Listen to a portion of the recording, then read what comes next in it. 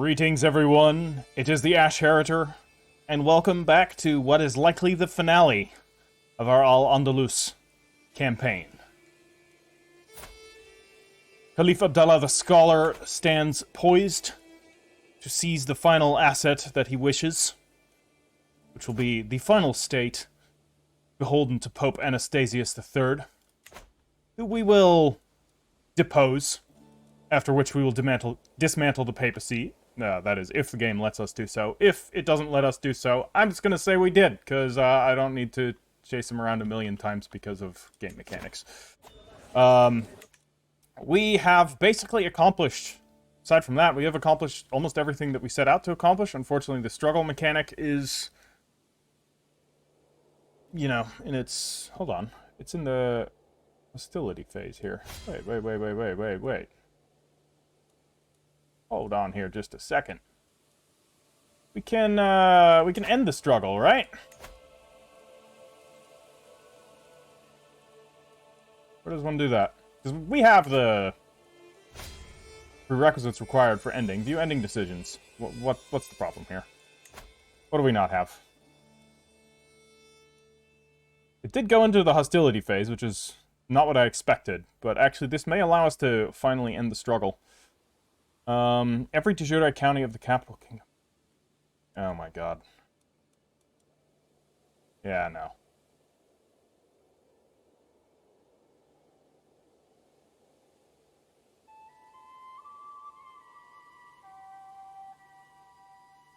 Yeah, it's a bit too late for that.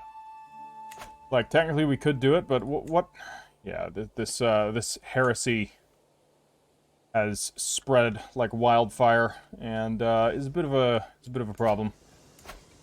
And there are several. See, look at this. They've even like created a hybridized culture, which I think it's pretty sure this doesn't count.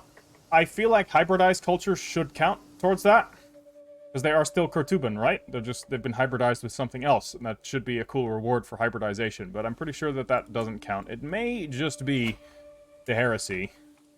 We'll tell you what, we'll get him to converting the heretics here. Okay, it's gonna take 38 years. Never mind. Enough of that. I broke the struggle mechanic, and there's really no point in trying to game our way back into it. Regrettably, I don't think it was very well put together. I had, I think, a much better opinion of this DLC at first glance, but it is so incredibly easy to just ignore it by playing the game as you normally do. And with the found your own empire decision, it completely nullifies it to the point that it's just there and you don't interact with it anymore once you get to that point. So yeah, technically you could not do that. I think they should just remove the found your own empire decision from the struggle regions. You shouldn't be able to do that here. But they didn't, for one reason or another. And I guess we just have to live that the struggle is going on, even though it's really not. Like, technically there's the Zaidi heresy, but that's not part of this struggle, really. So that shouldn't be, like, opposed to us in the sense of the struggle. Like, the struggle is between the Christian Iberians and the Muslim Andalusians and the various other subcultures and sub-religions that are there. But the Zaidis are, of course, Muslim. And I believe they are also Cortuban, so... yeah, it's just kind of a shame. But that's just how it's going to be. I don't think there's any other big decisions we want to do. Yeah, strengthened bloodline would be cool, but ultimately... that is also a kind of game the system to get all of the traits, which I specifically said I wasn't going to try and do. We still end up having, like, 2 of the traits in pretty good numbers, but, no. We'll leave it as is. Good. We will get more money. And, I think, you know, just so that we leave the campaign off at a good state, we need to spend our money, right? We need to fortify the territories. Protect against northern threats. All this is highly important. And we need to leave the realm in a state of unparalleled prosperity. So, we're going to be upgrading castles all over the place. Apparently I can't build anything here. Ah, because I'm missing money again. Oh, wow, that actually spent all my money. That. We lost our royal architect and our steward. That is a crying shame. We'll appoint Malik Nasir the Uraka. There we go. He rules from up here. That is a wild cadet branch. It has, like, 4 different flags on it. Alright, distrust of friendship. Nasruddin, my guest, and Asim, my son. I feel the sharp twinge of jealousy in my chest as I look over to the source of the laughter. It is a feeling unknown to me, yet unlike me. Yet it's unlike me to feel this way. I know I ought to be thankful that our guest Nasruddin appears to get along well with Asim, but there's something in the way the two interact that worries me. Their smiles are the kind of lifelong friends, or devoted lovers. They unabashedly act as if they're the only ones in the room, blithely leaving me out of their conversations. Just, what is their relationship, and should I do something about it? Oh, there's Nasruddin here. He's 19. Well, why am I being jealous of, like, 19-year-olds? My son, Asim. I will encourage their bond. I'm going to be the better man here. The spike of interest in each other peters out to how it was before. Okay, well. A shame. Suppose. Good that my son has a friend. This jealousy is unbecoming of a caliph. Not partake in that. Wise woman, Shakira. A woman both disciplined and wise, greets me graciously. Have you heard? I've heard of your new university, a Malik al-Muazzam that favors knowledge to that extent. I would be honored to serve you. Well, great. She is indeed a woman of learning. Hold on, I would actually like to find her again, because we can use her. Shakira. I could say it, but I won't. Not going to. Some of you may know what I'm talking about. Others of you might not. I'm just not going to say it. Prowess, of course. 45. This guy here, he's got a cool hat. I think that's a reason alone to marry him. Did we do a matrilineal marriage? I don't even remember. In my court? Ah, he's a foreign ruler. Whoops. Well, I just sent her off. Oh well. Now she's married to a guy with a cool hat. And, what more can you ask for in life? Let's negotiate an alliance there. We can demand some payments. Which, you know what? Let's do it. After all, what are we gonna do with all this anyways? Demand our payments. Actually, we probably could have, like, altered his deal or something instead of that. But, it's fine. Doesn't matter. We can create the Duchy of Croatia, which we should. Let's create the Duchy of Croatia. We'll build that right here. Is this still under our territory? It is. Well, then I will be the Duke of Croatia. Excellent. So I can then use this building. It'll be re-enabled next month. We can create the Duchy of Barcelona as well. Barcelona will be right up here. I do not control this anymore, but we will create it and then give it off to the lady here, because she is in control of it. So let's give this to her. Barcelona, where are you? The Taifa of Barcelona. There you go. Now you like me quite a lot. And then the Empire of Italia, which I'm not going to create, because that's going to cause all kinds of problems. Rome will lose land when vassal dies. Dax. Excuse me. That. Ow. We'll take it back. Someone will take it back. We probably don't even have to take it back. So all we need to do is wait until this truce ends with the Papal State. Which, still have the truce. How long is it?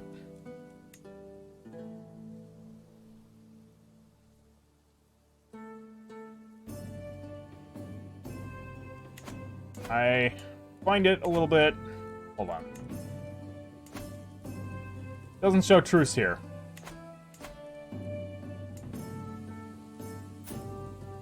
It'll show it here, though. Okay. The truces don't seem to be... Like, I guess if you declare war on them, they can still declare war on you back. I can't say I've ever actually noticed that. Hold on, I'm trying to click on this. Alright, 3 years. So we gotta wait 3 years. We can do that. We can wait 3 years. What's going on here? Demand artifact. What do you want? Oh, this is the Pope. Look. I would love to get rid of it, but you're my enemy, so no. Then gift. You want to send me a bunch of money. Well, thank you. We'll invest this money into the realm.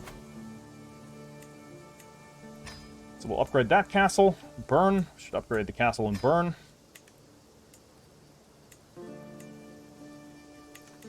best friend used to live there. I hereby invite you to a feast at my court in Coimbra. It will be a grand affair, worthy of your honorable presence. Yeah, alright, we'll go to your feast. A warm welcome. And Master Yves is dead. So he's no longer our Master of the Hunt. Let's appoint ourselves a new Master of the Hunt and a, what other one was lost? Ooh, Master of the Horse. Okay, we'll appoint him as our Master of the Horse. It's Malik. We will, yeah, Baudouin of Maghreb.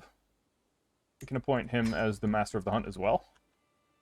And, yeah, Royal Architect. This is what was lost. We'll appoint Malik Nasir as our Royal Architect. And, do we need anything else? Not really. Embarrassing impatience. Okay, no. Malika Ailu. No, Baki looks impatient. I will not try and lose my stress. I will be a courteous guest, because it's the right thing to do. There's nothing more annoying than people complaining at a restaurant. Food is taking too long. I mean, within reason. If the food is, like, taking really, really long, and there's no reason why it should be taking this long, then complaints are warranted. But more often than not, people who complain at restaurants about the food taking too long are doing so unwarranted. Let's see here. Now it is the time to wash off the traces of the merriment. Yeah, alright, so the feast is over. And we now have another empty council position. Wow, it's not been going well for our councilors. They've been dropping like flies. I don't know if they're dying or what. I'm gonna point Wazir here. He's good at his job, for sure. Alright.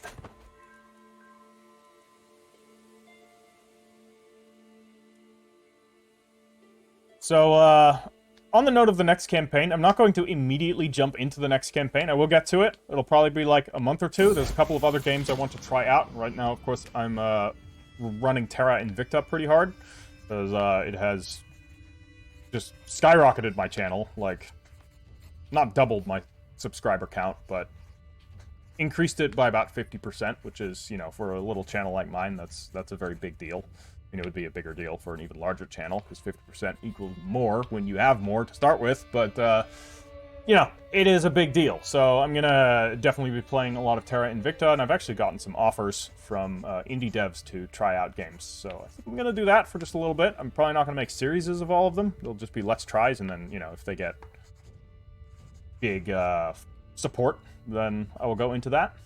Anyways, education at an end. So he is adequate bargainer. This is the Malik of Italy that we erased. Unfortunately, he doesn't like us very much, so we're just going to bribe him, and he'll like us more. And why don't we actually get him married to my granddaughter? Perfect. Even do it matrilineally. That would be hilarious. And then we can seize control of this directly. Let's do that. Fantastic. The borders of faith. My vassal Sheikh Hawaii approaches me in private with clear doubt in his eyes. Okay, so he is having some doubts about religion. I will reignite his fervor myself. I'm the Caliph. I have a 100% chance of succeeding, so that's good. Anyways, what I was saying is there's just going to be a bit of a gap between this campaign and the next one. Fear not, it will happen. I am going to keep Crusader Kings on this channel. That is a guarantee. I enjoy this game too much as I complain about certain elements of it. It is still, overall, a very good game. That's always the case. If you enjoy something a lot, you nitpick the details that you don't like ever so much more. Because with the game I don't like, I'm less inclined to say anything about it. I'm just inclined to stop playing it. So, yeah, we will be doing the Nubia campaign. Nubia, Abyssinia, Kushite. Not sure yet. Probably going to be playing the Cushitic pagans. Not the Coptic Christians. This won't be an Islam campaign either, though I will do another Islam campaign. Fear ye not. Those of you who want to see more of that, I definitely want to do one set right around in southeastern Iran and kind of reenact the rise of the Ghaznavids. And have to check out the time frame and everything, and the actual, like, when all that type of stuff occurred, and see if I can actually do that. Maybe, like, play as the Ghaznavids before the Ghaznavids became a thing. You know? But I think this starts after... No, it definitely doesn't, because the Samanids are still active, and the Ghaznavids actually conquered most of their territory, or usurped most of their territory from the Samanids. So I definitely want to do that, playing an Islam campaign based around the city of Ghazna, or starting in Ghazna. Here it is. Yeah, a storied region. Many great things has happened from there. If you know of the Ghaznavids, they eventually conquered most of North India and formed the Delhi Sultanate, which was then, I don't actually remember what happened to them, exactly. I think they were ultimately conquered by the Mughals? Mongols? Timurids? I don't remember. But it's a very cool history, so I definitely want to do that. Alright, new acquisitions during the daily management of my realm. Learned of several new opportunities. We could get a very good book artifact. I don't need a new book artifact, though. We could get a hook on her, but she's just a Shaika. We just get the money. Just get the money. Alright, with that money, we can build another castle on our frontier. Wazir will be forgiving, or he can be wrathful or fickle. No, I'd rather have him be forgiving. I'm just kind of haphazardly building these wherever I damn well please to build them. So we're gonna upgrade Bourbon, because Bourbon is great. Oh man, I want Bourbon. Go get some Bourbon.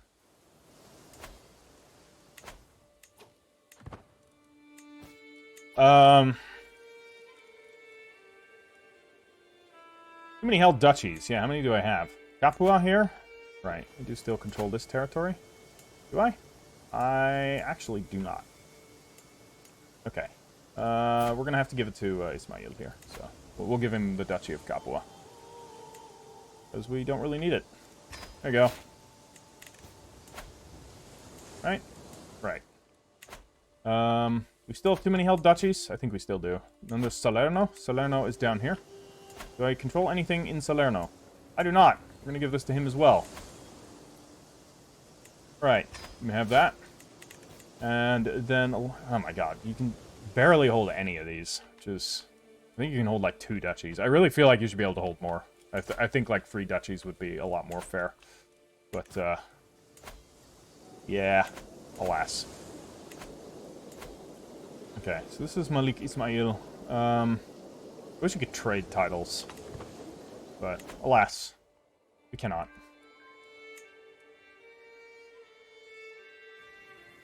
My holdings are good enough as they are. Don't think we need to worry too much about anything further. Alright, I've arrived in Cortuba to pay homage to you. Excellent. He's going to pay me 300. Very good, Ismail. See, look at that. He, I wouldn't say he rewards my gifts, because that's not what you do with gifts, but he repays my gifts by paying tribute to me. Scandalous priest. Yeah, I mean, she would be scandalous. Look at her. She's wearing a dunce hat. I know this is technically called a, what is it, a henin, I think? This particular type of hat. But I'm calling it a dunce hat, alright? Because it looks like one. And she's been embezzling. So we're going to have to condemn her for her transgressions, of course. We have discovered Renaissance thought. Cool, cool, cool. What does that do? I honestly rarely make it into the late medieval. Most of the time my campaigns end sometime like very early in the late medieval or in the high medieval era. Renaissance thought. Ooh. Now reach 90 development. New stewardship lifestyle perk. Let's head down. No, we don't need taxman, but we can definitely do cutting cornerstones. Then we can go to professional workforce. And we should build more. We should actually build in our own territories a bit, which I think we can do here in Cortuba. Yeah, look at that. We can actually upgrade some of our own buildings here, which we should definitely do. We have a tier 4 castle. Currently has a fortification rating of 20. Which is, you know, pretty good. So we're going to upgrade it, of course. Be even better. Because why not? But look at this. We could upgrade the church here. Or the, sorry, the mosque. And this is in the wrong territory. Nicely done. But we'll do it here too.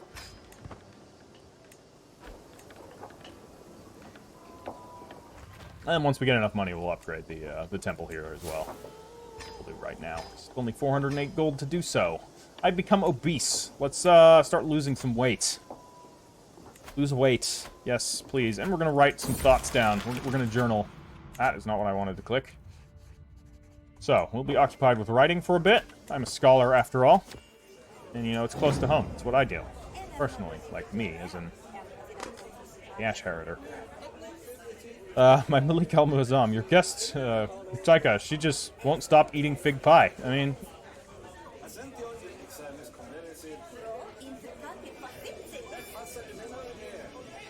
I'm gonna borrow her from the pantry. And then I'm gonna bar myself from the pantry. Nose for profit. Okay, interesting. We can do this. This one should be a steal. We can gain some stewardship lifestyle experience. What's, This has the highest chance of success. The haggling skills were adequate. We lost 50 gold, but we gained 50 stewardship lifestyle experience. Worth it, in my opinion. So we have gained the Ancient Scarab Brooch. That's actually kind of good. Small health boost. Never a bad thing. Let's check our items here. We have a bunch of books. I mean, we're a scholar. No, we're going to keep our books. We're a scholar. Makes sense. We would have all of these. Carrying around a shit ton of different books.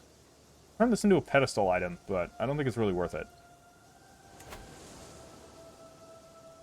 Costs so much to repair. It's pretty cheap, though. We'll repair that. As far as the rest of these go, claimants, you're a claimant. We can give it to you. I wish you could just click that and it would automatically make the request. Because now we need to actually find the artifact in question. Alright, Kurtuban Treaties. I want to give it up so that I don't have to worry about it.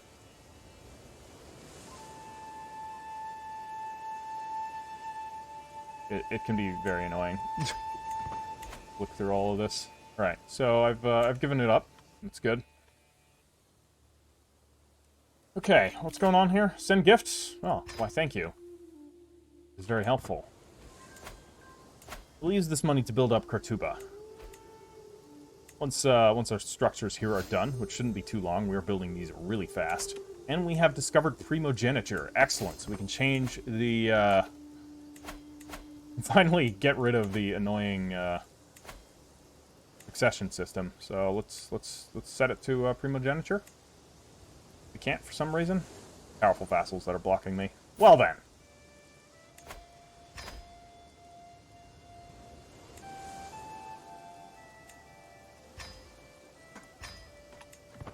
Who's gonna stop me now? Okay, so primogeniture is done. Our eldest son will inherit, so... Ooh, that's actually kind of a problem. Komitas here is not best one for the job. We can't switch our inheritance to anybody, because I would like to have him. I don't think we can declare... Or we can still designate heirs. I'd have to spend 1,000 prestige, but you know what? I can spend 1,000 prestige for this. He's now my heir, Princess Seem. Very good. We're keeping him as our heir. He's our most qualified son at this point. We should also look here and see if we want to diverge our culture any further. Sorry, not diverge our culture. We want to reform our culture. Ah, we can, I think. Yes, we can actually do it again. What do we want? Our final, like, cultural upgrade. This should be something that, what about, like... Only characters of the same faith can inherit. That's... would be good, but at the same time, it's going to piss off everyone else. We're going for a very, like, multicultural nation. We don't necessarily want that. Charismatic. We are very charismatic as a people. Would increase our personal scheme chance. Okay, it's not great. What about chivalry? Regrettably, this isn't the type of chivalry that I care about. Martial admiration. Possibly. Loyal subjects? What does this do? Vassals of this culture do not consider differing faith or culture when joining factions. Ah!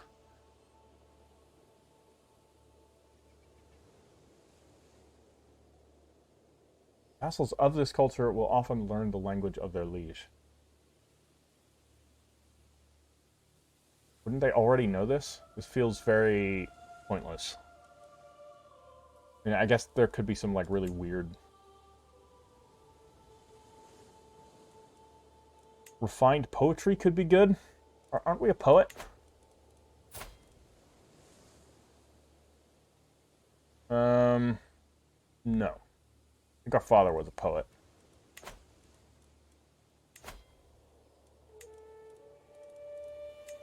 Alright. Fervent temple builders.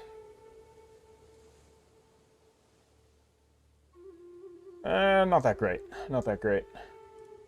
Honestly, this is one of the issues I have with the game, is that there comes a point in the late game where just, like, prestige and piety feel mostly useless. Like, after you've done your main things that you do with them, they just don't feel useful anymore. It's just like, yeah, you can do the event to get yourself more money, but do you really need it? It's, most grand strategy games have this issue of the end game. Like, the really, really end game is just kind of bland. Like, it's functionally over, which is why we're going to end the series. But I just want to get one last thing, just to, you know, send off our people. And give them the best fighting chance in the future that is to come.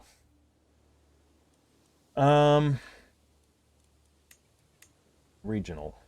On kinship, no. Desert. I mean, desert travelers would give us the camel things, but we don't have enough territory in the Middle East, Persia, or North Africa, unfortunately. We can't get that.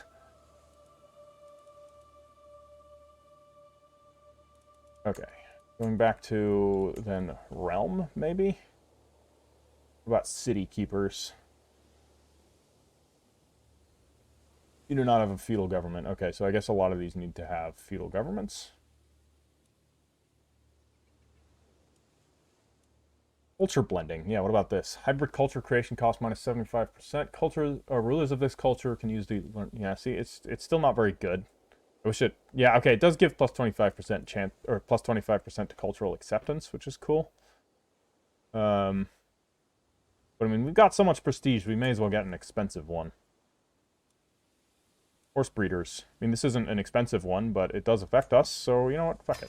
That's what we're going to do. Horse breeders. We'll be established in 30 years. I think our campaign will be over by then, but, hey. It's all about, what is this? Please accept this humble gift. Oh, you want to give me the... Dude, I gave this to... Who did I give this to? I think my father gave it to you. Or... Okay, I'll take it, I guess. Well, not what I needed. But I appreciate the effort. Or the gesture, I should say. What else? Let's upgrade this to the final tier of castle. Giving us... so this will give us 22 fort level here. Alright. Yeah, but he still has a certain charm. Okay, 22 fort level. Let's compare this to the Theodosian walls. Wazir will be honest. Great. So, the Theodosian walls have 18 fort level. Cortuba is more fortified than Constantinople. That is great. Also, development. Let's quickly take a final look at development in this campaign, just to see where we're at. We're at development 77. Let's take a look at some of the other big old contemporary cities here.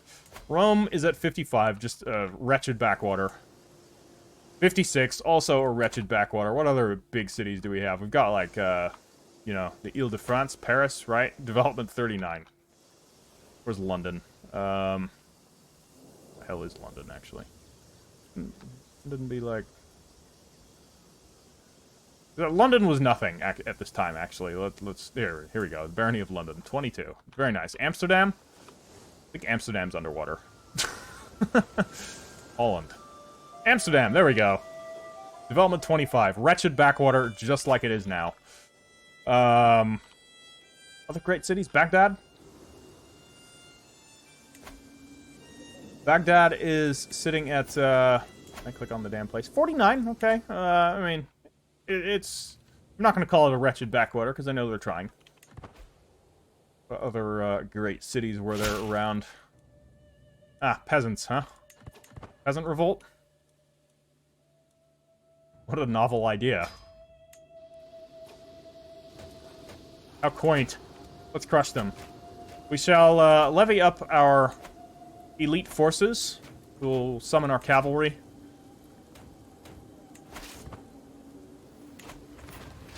And we will smite these peasants beneath our iron-shod hooves. I almost pity them. Almost. And they're dead. All of them. Did we kill... Did any escape? Yeah, 0. 0 survivors. Fantastic. Well, so he's probably got the picture now that he shouldn't resist me, so we're going to employ him. And he can fight for us now, as the sole survivor of the ill-lived peasant revolt.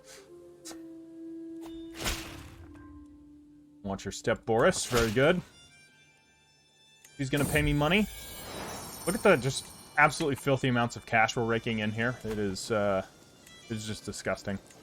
So with that, we shall upgrade the windmills into consolidated land holdings to get ourselves even more money.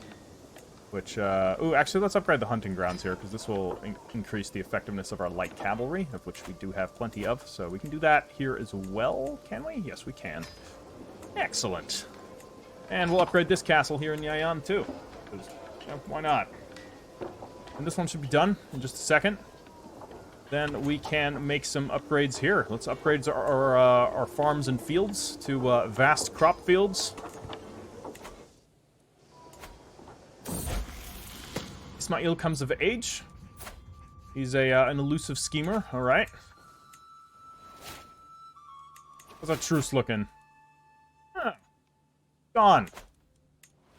That's unfortunate now, isn't it? Conquer County.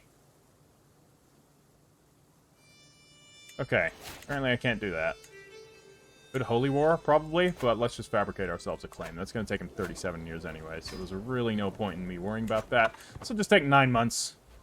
Really not terribly concerning. Is there anything we can do with our men-at-arms? No, right? Do we have any interesting types of men-at-arms that we can use? Any new ones? Nope, not really. Kind of what we have. Got pikemen, heavy cavalry, light cavalry, and some trebuchets. Professional workforce, wonderful. It's going to speed up our construction time. Once we get that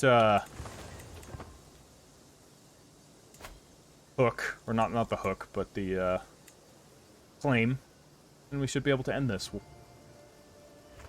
Hopefully.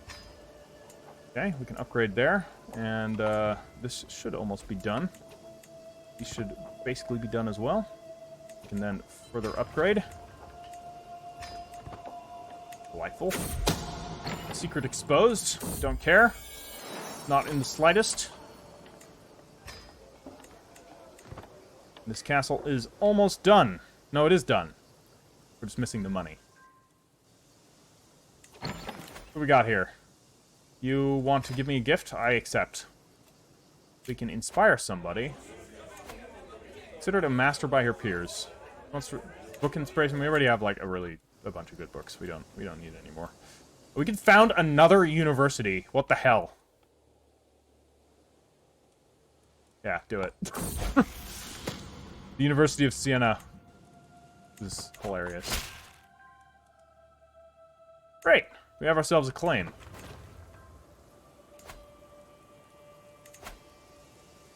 Well, Mr. Pope Pal, I believe it is time for you to end. We will, of course, summon the warriors of the Hadith. It'll cost me some piety, but that's fine. This is a war worth some piety, I would dare say. We have a lot of men, of course. So I guess we'll summon up a local army. Just a small one. Just like, you know.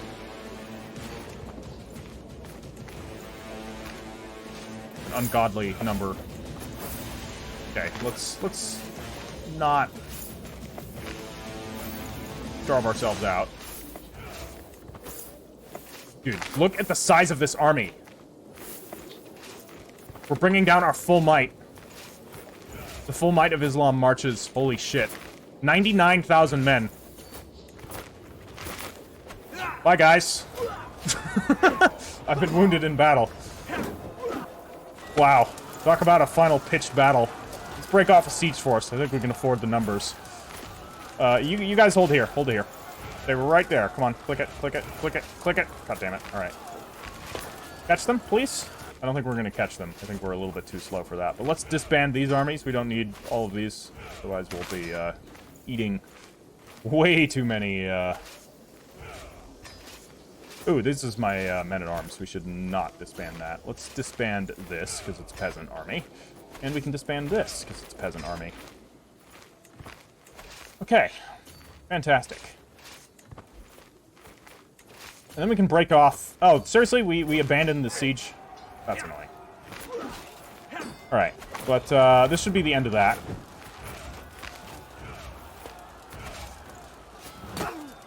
Wow, they charged me. I'm legit impressed at their resolve.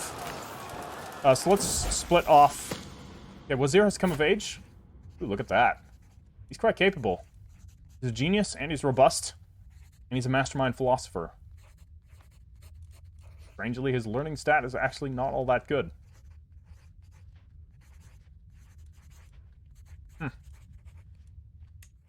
Oh, never mind. It's great. It just didn't kick in yet. Split off a new army. Let's just split off, you know, a number of our peasants. Dude, I wish there was a faster way to do this. You, like, multi-select, please? Why can you not multi-select?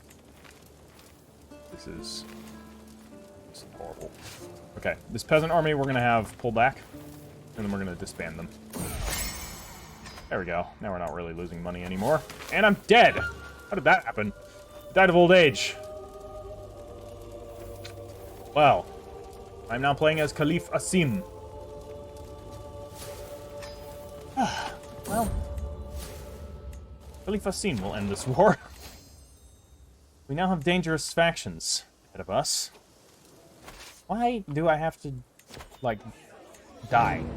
That was very poorly timed. Epicurean entertainment. No, I'm gonna let them be. We need to really quickly check our council here. We need to sort this out before we encounter some serious problems. So we have the Malik Artemio of Italy. I will appoint him. He'll become a staunch supporter of mine then. We have Malik Nasir of the Burakid Emirate. We'll appoint him there. Sukaina, we might keep her, but actually I don't think that's worth it anymore. We need to get somebody that actually likes us. So we'll get Malika Gustio here. Doesn't like us at the moment, but we'll bribe her. And then Wazir.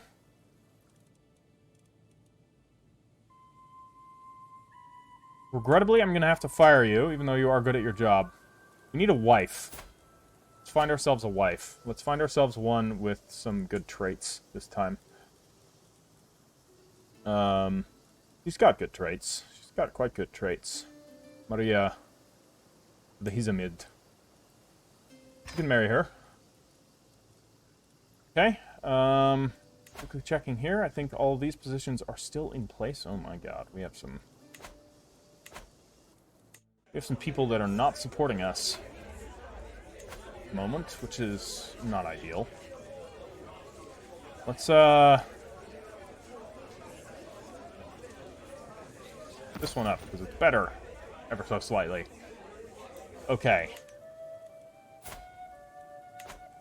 How are we looking here? We keep the same items. Very good. We'll keep all of those.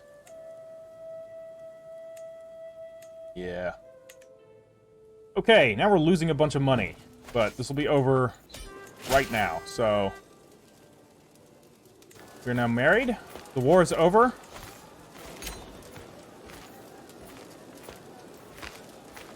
And we control the territory, and I believe we can dismantle the papacy. Yes! Alright. The papacy will be permanently destroyed. I will gain 500 piety. We'll increase our fervor by 50. I don't think that matters. Pope Anastasius will convert to the Maliki faith. Catholicism will lose 100 fervor, will lose special tolerance. Ecumenism loses its head of faith. Oh my god. Once the entire Italian peninsula has been brought under the Maliki control, we will be able to permanently expunge the Catholic heathens from this world. Let the Vatican burn! I mean, we're not going to let the Vatican burn, because they're not in the Vatican anymore. Alright. The Christians' dominion over Rome has finally come to an end. Thanks to the committed efforts of many devoted servants of Allah, all of Italy has fallen under Maliki rule. The faithful have worked tirelessly to strip away the blasphemous icons and bring the decadent clergy that ruled over these lands to justice. In the face of our undeniable religious supremacy, ex-Pope Anastasius has even publicly recanted the Catholic faith and converted to Maliki. Allah has blessed us indeed. Alright. Well, guys, yes, we have a potential struggle on our hands with getting it all in order, but you've seen me do this before. Like, you know I'm able to smooth over a succession. Like, I have more peaceful successions than I have hostile successions. Especially in the later stages of my campaigns. So, I don't think I need to do this one. I think this is it. We've dismantled the papacy. We have secured the Mediterranean. We have built, like, we set out to build, like, 1 university, and I think we built, like, 4. Maybe it was only 3, but still. We built a lot, and, you know, ultimately we weren't able to end the struggle in game terms, but realistically the struggle is over, so I'm counting it. I'm not earning achievements anyways for some reason, because I think it's counting the cosmetic mod that I have installed, the Community Flavor Pack. Against achievements, which is dumb, but whatever. I don't care. I don't need achievements for this game. I'm always going to play it with mods. So yeah, that's basically it. It has been wild. Remember how we started? Just here in Garnata, one lowly emir. He wasn't even a very effective emir. He died early and didn't really accomplish all that much. And then his son accomplished quite a bit, and then the ball got rolling. And you know, the rest, as they say, is history. So, in my usual fashion, I know many of you here are actually quite new to my channel, so a lot of you have not seen my previous campaigns, but I like to do a long outro where I go through our accomplishments and go through basically the life of each of our rulers with some, you know, epic music from Crusader Kings 2 and all of the thumbnails that I've used for the series. So stay tuned for that. We'll be right up.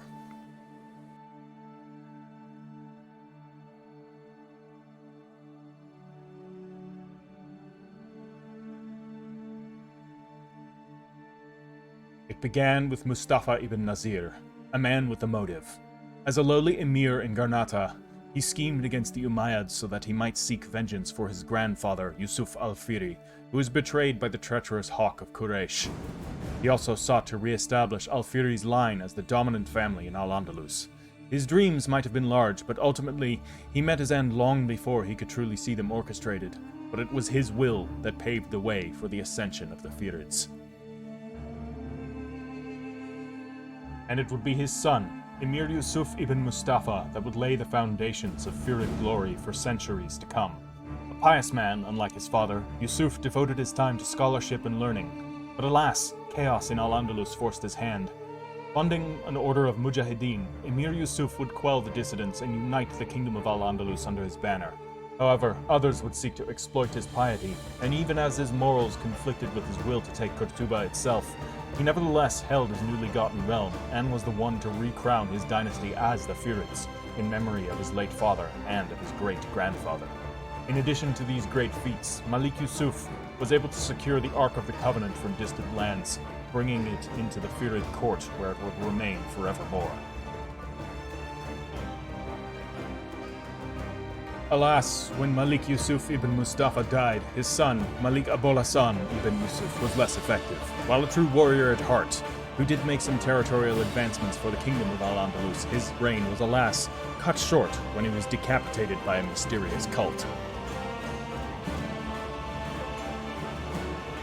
His son, Abbas ibn Abul Hassan, was perhaps not ready to be Malik with the untimely death of his father, but Abbas was an honorable and just man, and ruled in a way that other nearby rulers found enticing. So while he did make some territorial acquisitions through conquest throughout his early reign, many lesser ta'ifas and sheikhs flocked to his banner under the promise of unity.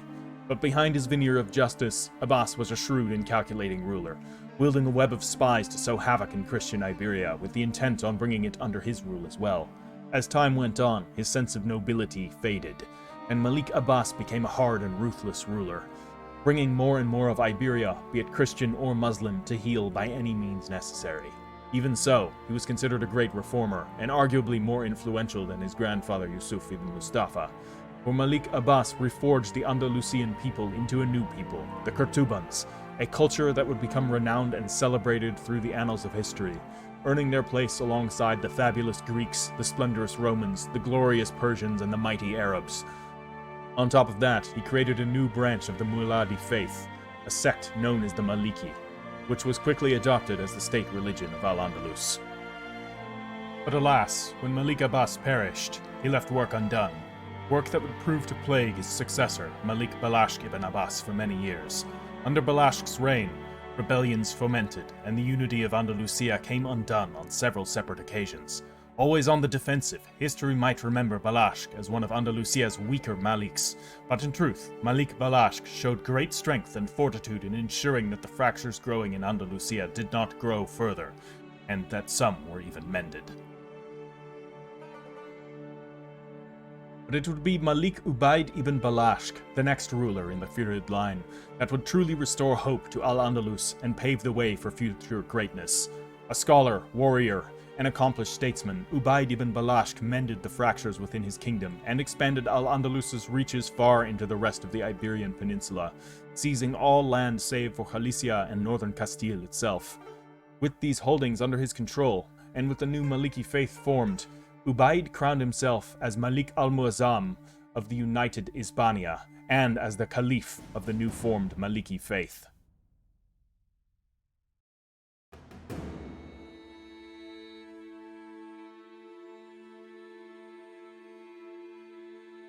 Ubaid's son, Caliph Ubaid II, was not quite the man his father was, though in truth he was a capable leader, leading not through the stern respect as his father did, but through friendship, joviality, and a healthy dose of bribery. While perhaps not as pious as a caliph should have been, none could question Caliph Ubaid II's ability to keep the realm stable, secure, and prosperous. Even with a more peaceful attitude, Caliph Ubaid II had shoes to fill, and to fill those shoes, he proved to his ancestors and to Allah that he was no coward, and that he was fully able to bring glory to Islam by conquering Aquitaine and avenging Al-Ghafiqi's tragic defeat at the Battle of Tours. When Caliph Ubaid II perished, his son, Caliph Qais ibn Ubaid, took the throne, impetuous and eager to fill those same shoes and find the renown of his forebearers. He let his overconfidence get the better of him by launching a disastrous invasion of Italy, a folly that cost thousands of Muslim lives. Tempered by his defeats, Caliph Qais made amends by succeeding during his second attempt, securing a foothold in Italy, even if, ultimately, it was the only truly great accomplishment he made during his reign. His son, Caliph Yusuf II ibn Qais, would have to deal with the consequences of his father's single-minded focus on the realms beyond Hispania's borders. For while the late Caliph Qais made war upon the Christians, Zaydi heresy spread like wildfire through the Andalusian heartland, an issue Yusuf II would spend much of his reign combating. Even with these internal conflicts, Caliph Yusuf II lived up to his name and made further advancements into the Mediterranean, seizing Sardinia and Corsica and advancing further into Italy, which ultimately resulted in the seizure of Rome itself and the ousting of the papacy, which fled to Croatia to escape his wrath. Unfortunately, in following the footsteps of his father, Caliph Yusuf II left his court unattended, during which a dark plot brewed. A plot that ultimately resulted in the mighty warrior Caliph's assassination. As Caliph Ubaid III ibn Yusuf ascended to the throne, he knew that internal enemies lurked around every corner, and that the Christians of Italy and Francia would not be trusted. Thus did he build his own web, securing the loyalty of his vassals and ensuring that Hispania was stable once more before turning his eye outward. Shrewd and capable, Caliph Ubaid III not only survived the treacherous early years of his reign, but thrived, going so far as to usher in a new golden age for Hispania. Not merely a man content to rule his own realm, Caliph Ubayd III vowed that the Furids would ensure safety and security for all of Islam, and swore upon the Quran to make the Pope himself submit to further protect Islam against additional Christian aggression. He forged alliances with various states in northern Africa, seized Sicily, and declared the Caliphate of Hispania as a new, glorious thalassocracy to rival the Greeks and Carthaginians of old. But when Caliph Ubayd III perished, his son, Caliph Ismail, ascended the throne. Not as shrewd, pious, or as capable as his father, Ismail made several tactical errors. Burdened by the bureaucracy of the state, Ismail was unable to truly strip the Pope of his power. Thus, he released the Pope from his bonds of servitude to Hispania, which proved to be a costly mistake, as Hispania was immediately dragged into a Catholic crusade against the Adamite heretics in Central Europe. Even so, the realm endured without any significant territorial losses, and Caliph Ismail set his eye upon quelling the Pope entirely, using the crusade as an excuse to bring him to heel again and to truly strip him of his power. But alas, he could not fulfill his ambitions, and died rather suddenly. His son, Caliph Abdallah ibn Ismail, ascended to the throne of Hispania, and immediately set out to finish his father's work.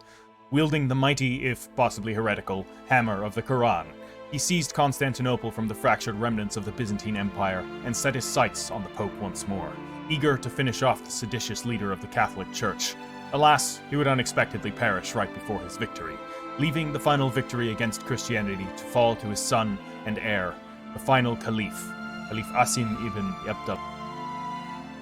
And that, my friends, is the end of the story of the mighty, once meager emirate of Granada turned Malakate of Al-Andalus turned Caliphate of Hispania. Now, no doubt that in this particular trajectory of history, the Caliphate of Hispania would remain mighty for a long time to come, and would leave a legacy as potent and influential as that of the Romans throughout Europe and the Middle East. We can only hope that the inclusive and, generally speaking, accepting ways of the Caliphate remain true all the way through, though we know from history that strong religious powers often gravitate towards exclusion and prejudice, but I think with the golden age that they had, that it's quite possible that this caliphate may have avoided that fate that so many other nations have succumbed to. We can only hope. But that will be all for this campaign. It has been a very long ride, and I thank each and every one of you that has joined me along for it. It's been an exciting journey, and overall, you know, regardless of the problems that the DLC had, I think this is a very fun campaign. It's a very fun region to play in, with or without the DLC functioning. It's just a fascinating region on Earth in terms of its history and also now, and it was just a pleasure to play. And I hope to see all of you in the subsequent campaign, which I did mention. It'll be probably a month or so before we get to that, but rest assured, I will. I need to take breaks from the various games that I play every now and then, otherwise I'll burn myself out on them, which would not be good.